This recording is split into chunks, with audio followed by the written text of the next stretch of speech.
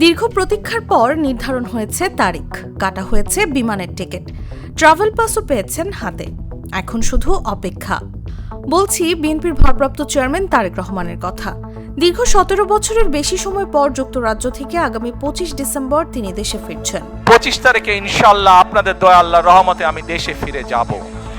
তারেক রহমান প্রত্যাবর্তন ঘিরে সমর্থকদের মধ্যে যেমন উৎসাহ উদ্দীপনা দেখা যাচ্ছে, তেমনি নিরাপত্তা নিয়ে বিভিন্ন মহলে শঙ্কাও প্রকাশ পাচ্ছে। মূলত ইনকিলাব মঞ্চের মুখপাত্র শরীফ ওসমান হাদির গুলির ঘটনার পরে উদ্বেগ আরও বেড়েছে। দলীয় সূত্রগুলো বলছে, সকল রাজনৈতিক নেতৃবৃন্দ যাতে নিরাপদে থাকে সে নিরাপত্তার ব্যবস্থা করার জন্য সরকারের প্রতি আহ্বান জানানো হয়েছে। কোনো আশঙ্কাকে উড়িয়ে দেওয়া হচ্ছে না। তবে স্বরাষ্ট্র মন্ত্রণালয় সূত্র বলছে, তারেক রহমান দেশে এলে তার নিরাপত্তা নিয়ে বিশেষ কোনো ঝুঁকির তথ্য নেই। তবে পরিস্থিতি বিবেচনায় প্রয়োজনীয় ব্যবস্থা নেওয়া হবে। পুলিশ বলছে, দেশে ফেরার পর তারেক রহমান এক জায়গা থেকে আরেক জায়গায় গমনাগমনের সময় পাবেন পুলিশ প্রোটেকশন সহ বিশেষ নিরাপত্তা। এছাড়া তারেক রহমানের বাসভবন এবং অফিসেও থাকবে কয়েক স্তরের নিরাপত্তা।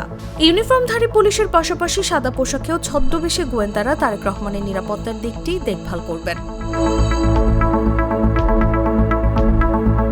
নিরাপত্তা বিশ্লেষকদের মতে, রাজনৈতিকভাবে গুরুত্বপূর্ণ কোনো ব্যক্তির দেশে ফেরা সবসময় একটি সংবেদনশীল বিষয়। সে কারণে আগাম প্রস্তুতি এবং সমন্বিত নিরাপত্তা পরিকল্পনা থাকলে ঝুঁকি অনেকটাই কমানো সম্ভব। তারেক রহমান সহ দেশের সকল নাগরিকের নিরাপত্তা দেয়া রাষ্ট্রের দায়িত্ব।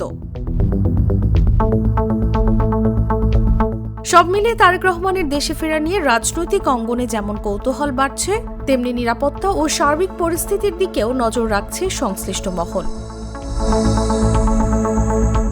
নিউজ ডেস্ক, জাগো নিউজ।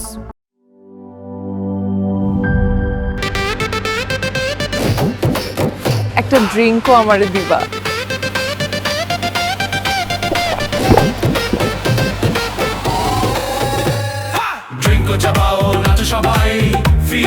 ড্রিঙ্কো হাতে তোমার বিয়ের, হলুদের অথবা রিসেপশনের নাচের ভিডিও #ড্রিঙ্কো দিয়ে শেয়ার করে জিতে নিতে পারো সিঙ্গাপুর হানিমুন ট্রিপ।